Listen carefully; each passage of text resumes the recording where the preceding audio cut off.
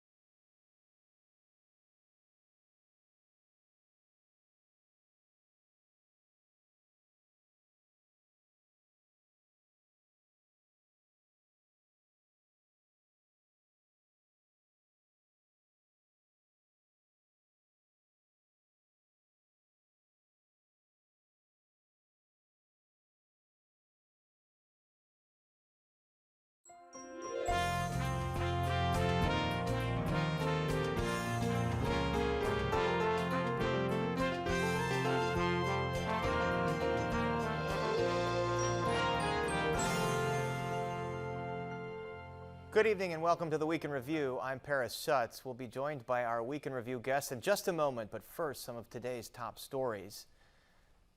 And just breaking in the last 2 hours, President Trump has lost one of his primary methods of direct communication to the public for good. Twitter has announced it's permanently suspended Trump's Twitter account. Its safety team saying, quote, after a close review of tweets from the real Donald Trump account and the context around them, we have permanently suspended the account due to the risk of further incitement of violence. Twitter goes on to explain that it has monitored activity on its platform that talks about more armed protests and another planned attack on the U.S. Capitol and state capitals across the country on January 17th. Trump has come under fire over the course of his presidency for a torrent of tweets containing false statements, disinformation, and language appearing to incite violence. The controversial head of the Chicago Police Union, who made comments appearing to defend rioters at the Capitol this week, says he is sorry. John Catanzara, head of the Fraternal Order of Police Lodge 7, says his comments to WBEZ this week were a, quote, lapse in judgment. Catanzara told WBEZ that he understood the frustration that led to the riot on Wednesday, which led 5 dead, including a Capitol police officer. He says he felt, quote, something shady went down in the election. The national FOP condemned Catanzara's comments, and Catanzara says today, quote, Trump needs to accept responsibility for that day's events. Chicago public school teachers who choose to not show up when in-person classes resume Monday will be deemed absent without leave and won't be paid. That announcement came today from Mayor Lori Lightfoot and school CEO Dr. Janice Jackson. This despite pushback from the Chicago Teachers Union, which says it is not yet safe to bring students and teachers back to class in this pandemic. The district says less than half of all staff members set to return to school buildings this week actually did so. Now, Monday marks the return of some students to class for pre-kindergarten and cluster special education programs. And we'll have more on this a bit later in the program. And Illinois public health officials announced more than 9,200 new cases of COVID-19 in the last 24 hours, along with 126 additional deaths.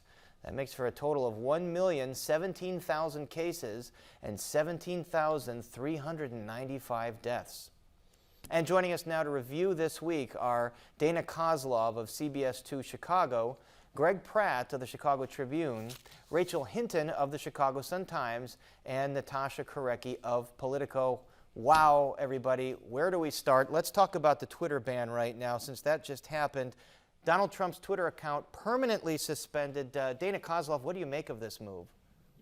Well, I think, there's arguments on both sides of whether this is a necessary step and a rightful step. You could probably assume there are going to be people screaming about free speech. It's a privately owned platform. But on the flip side, with very real concerns about how he could use that platform and other social media platforms to potentially incite more violence, violent protests, et cetera, in the coming 12 days in particular. I think it's probably a prudent decision, but long-term, it's one worthy of discussion, I think. Certainly worthy of a lot of discussion. It's gotten discussion so far. Greg Pratt, do you think there's going to be a lot of backlash to this? And we should mention, Twitter said that they are monitoring chat on its platforms, talking about future terrorist attacks, and that chat reveals that Donald Trump's latest tweets were viewed as sort of a call to action by some of those potential actors. But anyway, Greg, what about the backlash? Well, clearly it's going to inspire some controversy in a country where you have a U.S. senator having a book contract expired who is confusing that with a violation of his First Amendment rights, when really it's the free market in action. There's a lot of people that feel that they should be allowed to say whatever they want, whenever they want, and that should be true for the President of the United States. But on the other hand, there will be a lot of people who will be relieved that the president can't say things that will incite action like what we saw at the Capitol this week. So it's a mixed bag, but of course it's going to bring up a lot of controversy, though. If Twitter didn't understand that, they would have done it by now. And Natasha, speaking of the unbelievable actions at the Capitol on Wednesday, the very latest is the House Democrats are filing articles of impeachment. There have been talks from Republicans for Donald Trump to either resign, for the cabinet to invoke the 25th Amendment. What is the very latest on all those efforts right now? Well, they are, Nancy Pelosi and Democrats are vowing to fast track impeachment. And Pelosi tonight said if Donald Trump does not resign, they will impeach him. And it seems like there is a critical mass moving in that direction. I've talked to a couple of Congress people today who say they think it's going to be bipartisan.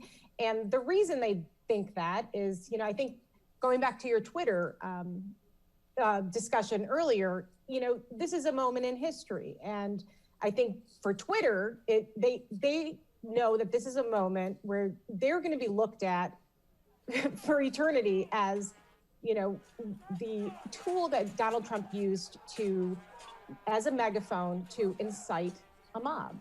And these employees rose up and they said, do we want to be known as that or not? Do we want to take a stand? If we are ever going to take a stand, we have to do it now. And there's a lot of discussion in Congress that's much of the same.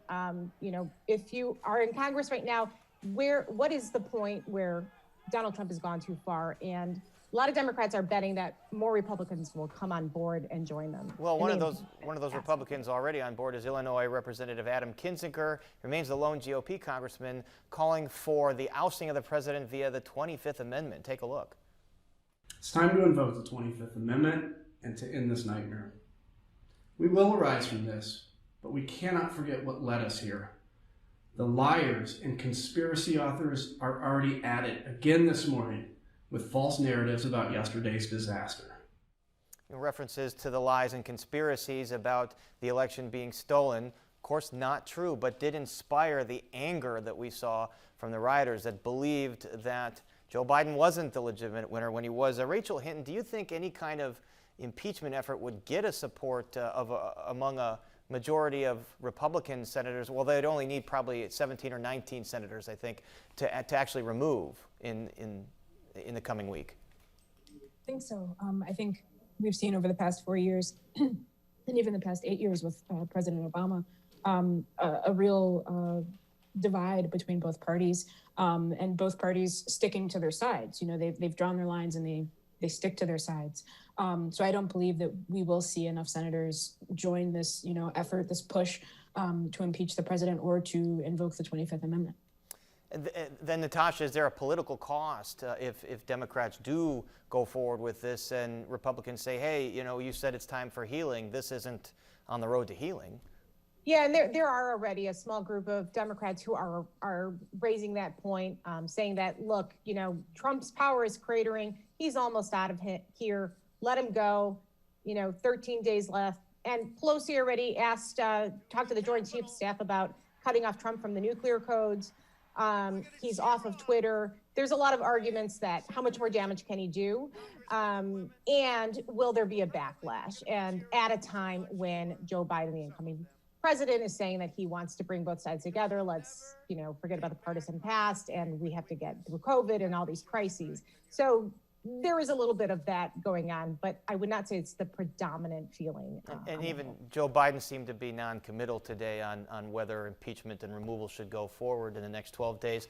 Congresswoman Robin Kelly described her harrowing experience on Wednesday as the mob of rioters overtook the Capitol and got into the House chamber. Take a look.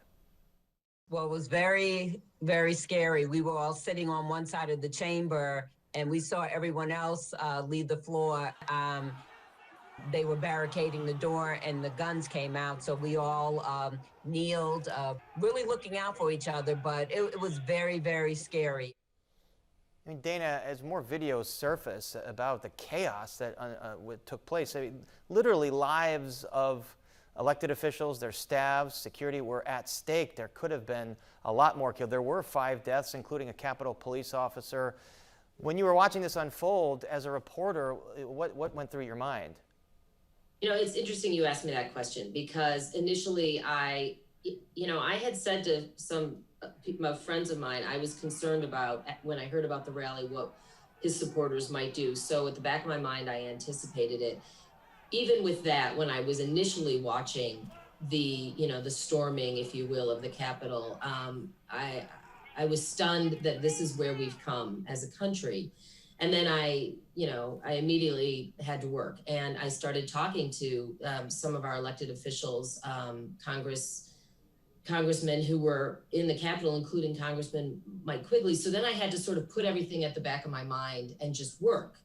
And he shared also a harrowing, story. He called it a tragic comedy, but not in a funny way. Just being hunkered down, told to hit the floor, guns coming out. They're using credenzas to try to the police to try to block the door that the president walks through to give his State of the Union, address, trying to push anything up against it to keep these rioters from entering, the people's house and not knowing what was coming up next. I mean, there was just so much adrenaline, I think, from folks who were in the Capitol, from reporters who were covering it, trying to figure out when is this going to stop, right? And it wasn't until hours later, as we're, trying to get as much information out there, we're talking to as many elected officials as possible, as many people as possible about what was going, what were they feeling, what were they thinking. For me personally, hours later is when I sat for a couple hours that night late and just tried to sort of process it all in its totality and repercussions and what it might mean for the future of our country and what we have to do to, bring the two sides together, the whole country together. So every emotion you could think of, I probably felt it. I think we've all felt that. We all had the experience this week that we had to work right away, and then, a day after something, the reality of this kind of hits you, the shock of this. Rachel Hinton, I think that Americans really need to know why the Capitol was that easily breached, why it did not seem to be fortified in the way it was during protests in the summer, especially considering what was going on in there at that time. What do you think about the lack of security there? I think that's the million-dollar question, I guess. I think everybody wants an answer to that. I think, I forget who said it. I believe maybe Mitch McConnell or Senator Graham. They said that some people would be unemployed, leading Capitol Police. I'm not sure, I guess, where that stands currently, but I think we all want to know why this was so easy, or why it seemed to be so easy. And I guess going forward, we want to know how we're going to prevent this from happening again, both in terms of, okay, we're going to prevent, President Trump from being on Twitter any longer and being able to incite these things. But also, what else do we need to do, I guess, from a culture standpoint to prevent this sort of thing from happening again, or to begin kind of bridging the divide that I talked about. I mean, I talked to the Anti-Defamation League actually a few months ago, who were worried. They had monitored online activity and plans. It's clear that lots of groups were planning violent activity. They were talking about it. It was in the open. So it's not like this could have caught people off by surprise. And if you look at the videos, Natasha, you see some instances where police are being rushed violently by protesters, and others where police are stepping aside and letting them through. What's the full picture of what the Capitol Police actually did? Well, I think I think everyone's still piecing that together, and that was probably one of the most abhorrent videos that came out, which was, these images of the Capitol Police allowing this mob to run through and giving them access. And later on, a Capitol Police officer is killed. There's a lot of questions to be asked. And to your point about should they have known about this? Well, look at what some of them were wearing. They had merchandise for the day already. Right. Same Civil War, January 6th. Right. Occupy the Capitol, storm the Capitol merchandise. And if you look at some of the reporters who follow 4chan and follow some of the conspiracy theorists and so forth online, they said you could see this coming from a mile away. So it's a question of, did intelligence, was there a massive intelligence failure, or was there a failure to communicate the intelligence? That's one thing. And then there's also the timeline of the National Guard. You had, Governor Hogan from Maryland coming out and saying he'd been trying to deploy the National Guard for 90 minutes and could not get a hold of anyone. And here's congressmen calling their governors because they don't have any other recourse. So there's a lot of questions about, what happened when, why wasn't there security? And this is supposed to be the most secure place, in the country. And to see that happen, it's just a failure all the way around. And that's why I think we're seeing so many heads roll and more will. And it did from reporting. Yeah, go ahead, Greg. Well, one of the most shameful things about this is just how incompetently handled it was. Whatever happened, clearly major screw ups, and that's why people are getting fired left and right.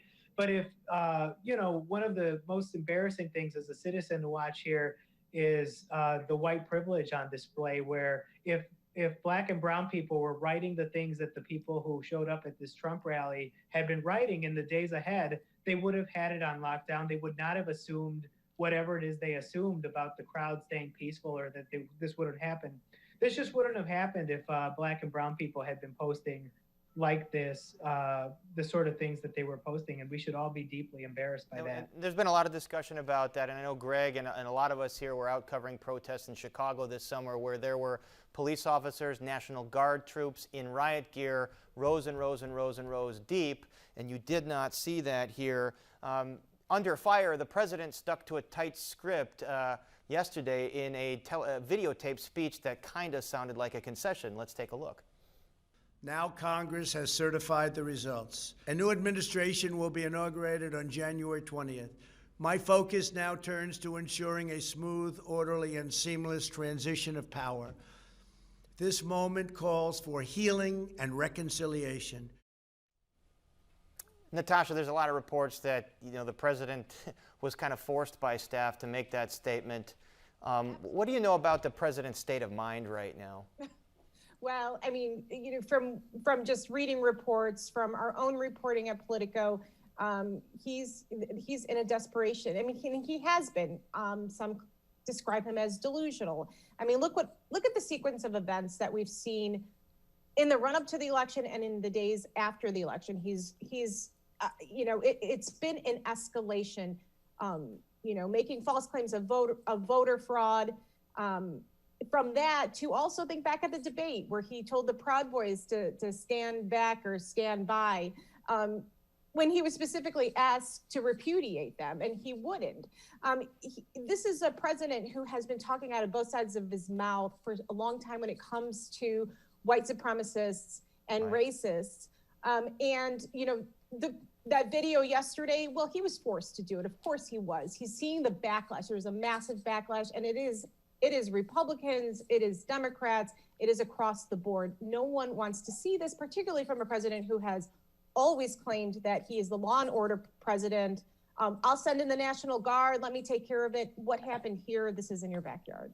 And, speaking of controversial statements, Rachel Hinton, there was a newly sworn in downstate Illinois Representative Mary Miller that made a reference to Hitler and then retracted. Tell us who she is and what the reaction to that statement has been.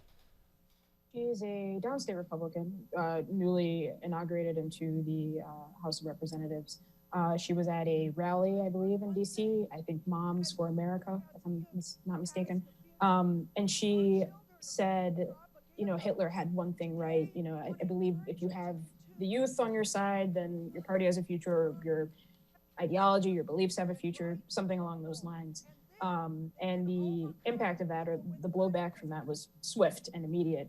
Representative Jan Schakowsky, who represents like the North Shore area, she called for her to resign. Miss Miller, Representative Miller, apologized today. But for many people, that apology came, was too little, too late.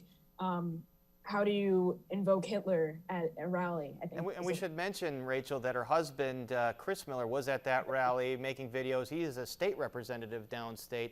What about in the party? Jim Durkin made a comment excoriating what she said. Are their seats in danger as a result? I wouldn't believe so right now. Given that the election just happened, but I'm sure that people will remember this. I'm sure that, when the next election comes around, she's well known. I'm sure that people will remember this, that this will be in, ads. It'll be on mailers.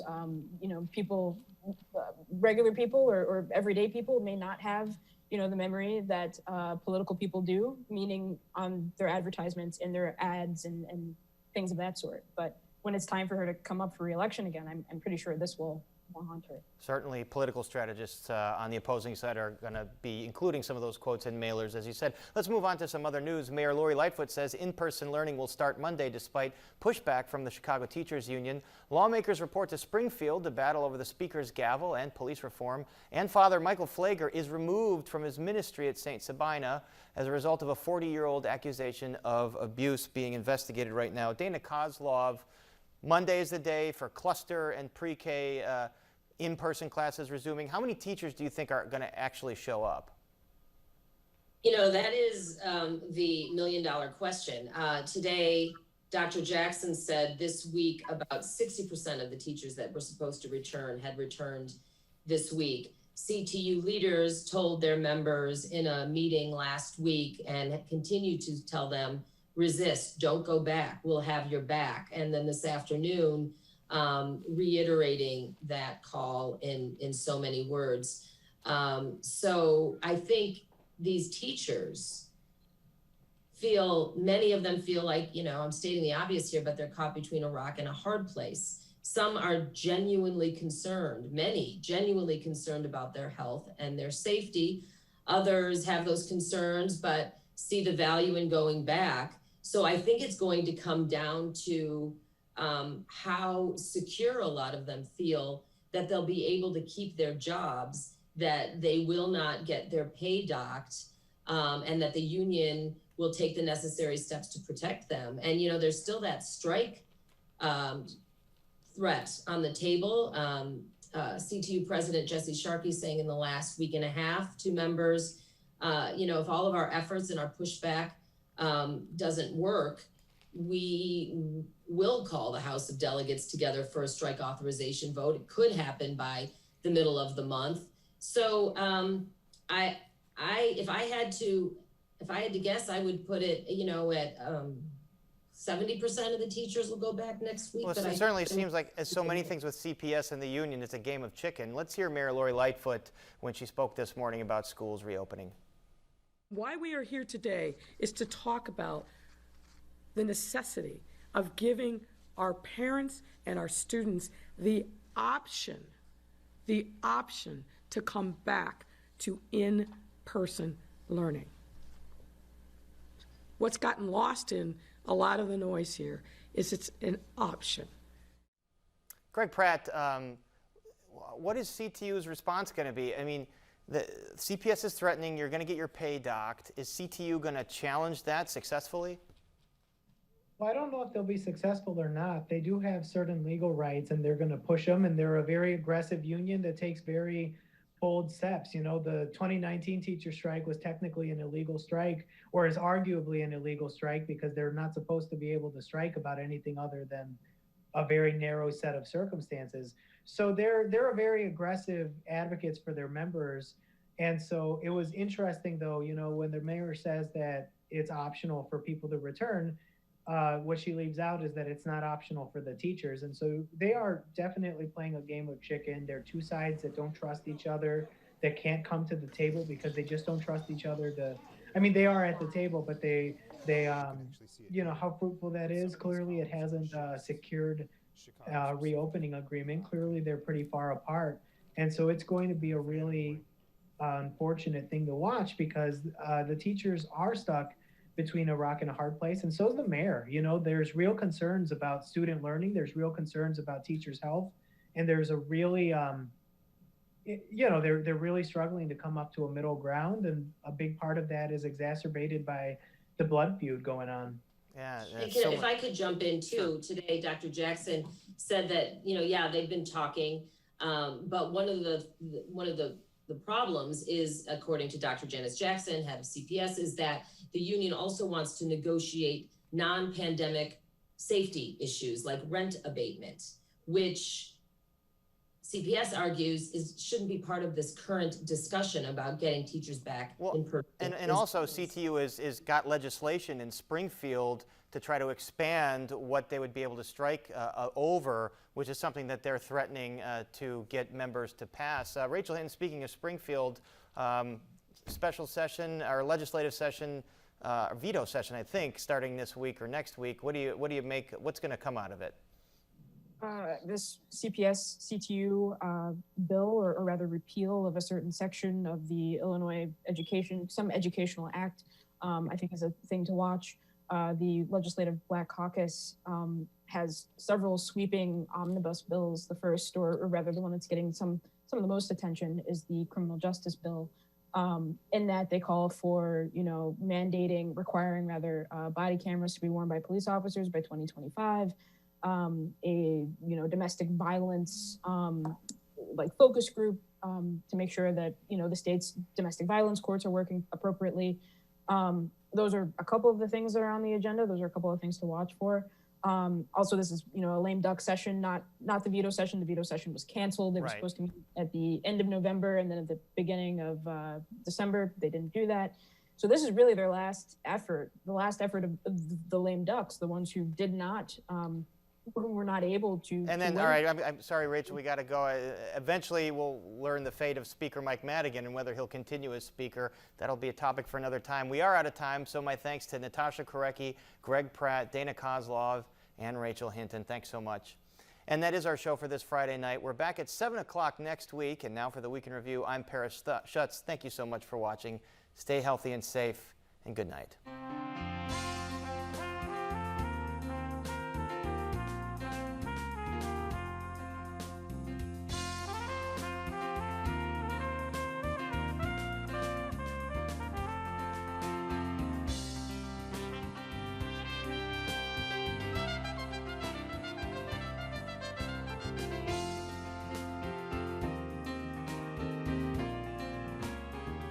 Closed captioning is made possible by Robert A. Clifford and Clifford Law Offices, a Chicago personal injury and wrongful death firm that's proud to serve its community through pro bono legal services.